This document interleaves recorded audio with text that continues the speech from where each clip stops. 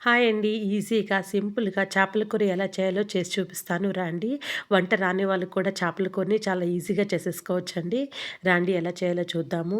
ముందుగా నేను చూపిస్తున్న విధంగా చింతపండుని నానబెట్టుకోండి నీళ్లు పోసి.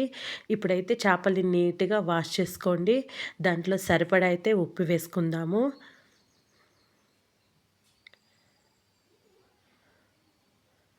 ఇప్పుడైతే ఒక టీ స్పూన్ వచ్చి పసుపొడి వేసుకుందాము.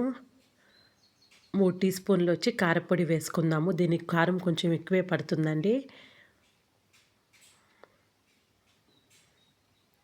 ఇప్పుడైతే ఒక టమోటాని, ఒక ఆనియన్‌ని, ఒక 3 పచ్చిమిర్చిని కట్ చేసి పెట్టుకుందాము.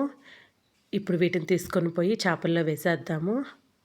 ఇలా వేయడం వల్ల కూరలో ఉడకడం వల్ల భలే టేస్ట్ ఉంటుంది. ఇప్పుడు చింతపండు రసం అయితే పోసుకుందాము. ఈ రసంలోని చింతపండు రసంలోని చేపల కూరను ఉడికించడం వల్ల నీసు స్మెల్ లేకుండా టేస్ట్ అయితే చాలా బావుంటదండి.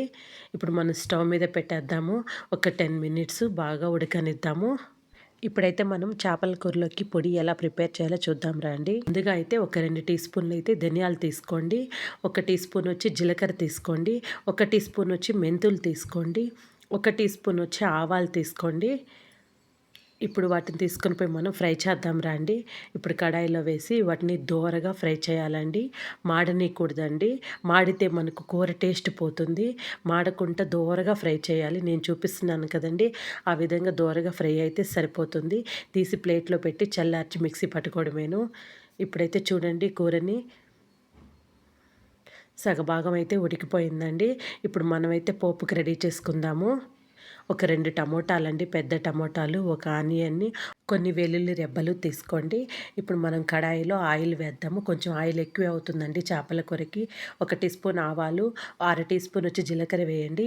వెల్లుల్లి రెబ్బలు వేయండి. వేసి బాగా దోరగా చిటపట అనేంత వరకు ఫ్రై చేద్దాము. నేనైతే వేరుశనగ నూనె అయితే వాడుతున్నానండి. వేరుశనగ నూనె చేపల కూరలోకి చాలా బావుంటుందండి. ఇప్పుడైతే మనం ఆనియన్స్, కరివేపాకు వేసేద్దాము. వేసి ఆనియన్స్ బాగా దోరగా వేగేంత వరకు ఫ్రై చేద్దాము. ఇప్పుడు వేగిన తర్వాత టమోటాలు వేసేద్దామండి. మనం కట్ చేసి పెట్టుకున్నాం కదా! ఆ టమోటాలు వేద్దాము. ఒక టమోటా వచ్చి నేను కూరలో వేసేసాను. 2 టమోటాలు వచ్చి నేను పోపుకి వేసి ఫ్రై చేస్తున్నానండి. ఇప్పుడు బాగా మెత్తగా దగ్గర పడేంత వరకు బాగా ఫ్రై చేద్దాము. చేపల కొన్ని ఇలా కలుపుతూ ఉండండి. ఇప్పుడైతే మనం పోపైతే బాగా దగ్గరకొచ్చేసింది. పోపైతే వేసేద్దాము చేపల కూరలో. వేసేసి ఒక 10 మినిట్స్ అండి బాగా ఉడకనిద్దాము. ఈ లోపల మనం మిక్సీ పట్టుకున్నాం కదండీ! ఆ పొడి తీసుకొనొచ్చి వేసేద్దామండి. ఈ పొడేనండి చేపల కూరలోకి ఎంతో టేస్టీగా ఉంటుంది. ఈ చేపల పులుసులోకి పొడేయడం వల్ల పులుసైతే అద్దిరిపోతుందండి. ఒక 5 నిమిషాలండి మీడియం టు సిమ్‌లో పెట్టుకొని బాగా ఉడికేంత వరకు కూర దగ్గర పడేంత వరకు మనం బాగా ఉడికించుకుందాము. లాస్ట్‌గా అయితే మనం కొత్తిమీర వేసేద్దామండి. అంతేనండి చక్కగా ఎంతో టేస్టీగా చేపల కూర అయితే రెడీ అయిపోయిందండి. ముక్క విరగకుండా మనకు చక్కగా చేపల పులుసు అయితే రెడీ అయిపోయిందండి.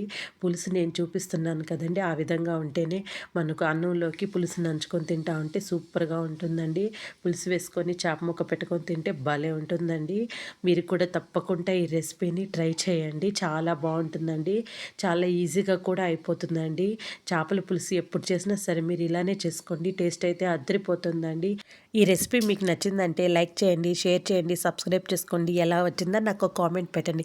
Thanks for watching.